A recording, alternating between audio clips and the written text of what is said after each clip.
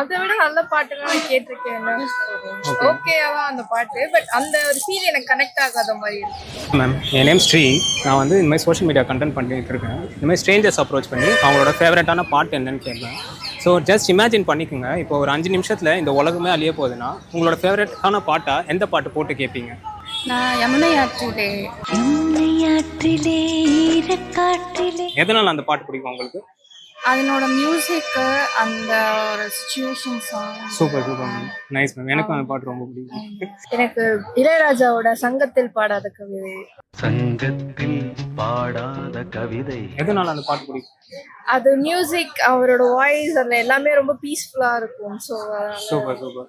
Okay, இப்போ ma'am உங்களுக்காக உங்கள் 2 பேருக்காக நான் ஒரு சாங் ப்ளே பண்ணுறேன்.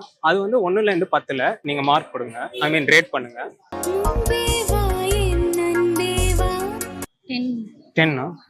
சூர்யா ஃபேனா மேம்? அந்த பாட்டு ரொம்ப பிடிக்கும். ஓகே ஓகே, எதனால் அந்த பாட்டு பிடிக்கும்?